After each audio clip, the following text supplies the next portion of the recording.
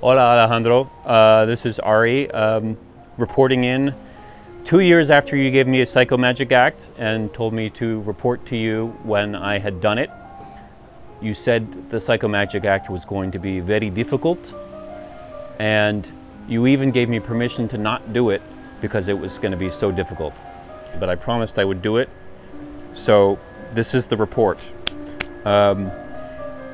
You asked me to dress as my mother and fly in a helicopter on the path that she died on, where she was flying with her boyfriend, a rock music promoter, and they hit a tower. You wanted me to fly from where they started to their destination, but land safely, and then go to the house where they were going, which was his house, take off her clothes, or the costume of her, and dress as myself, burn her clothes, and take the ashes to the place that I thought was the most beautiful and appropriate place for her,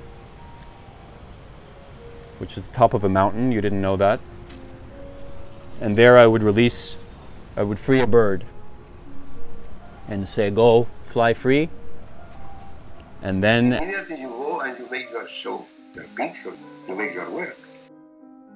And it seemed hard enough psychologically anyway, but I don't think either of us knew how hard it would be to get a helicopter, get permission, try to avoid the cops, fly on this path, get permission from my sister to burn clothing of my mother, get information about actually where they were flying, talking to people who were there that night.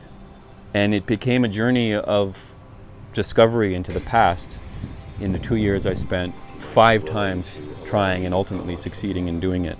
And the deepest connection that I made was with my dad, who never let my mom go in his heart when she left him once in divorce and again many years later in death.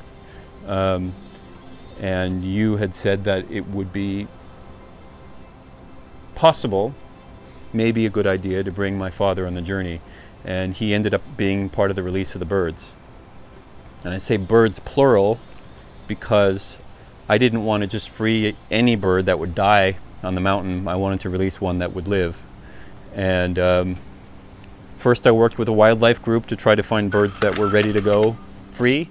I've been asked to do a release ritual. That was a several-year process, and I finally got permission, but it was on a day that the helicopter camera guy had broken his camera, and so we couldn't shoot that day, but I could release the birds anyway. So we released some birds on the top of the mountain in a meadow where my parents made love.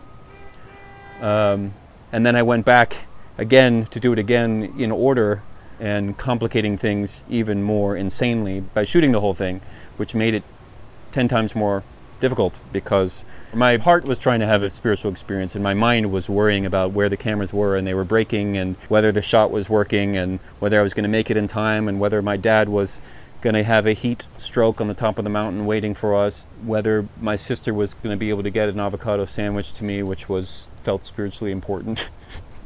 And all of these things that became part of this crazy challenge.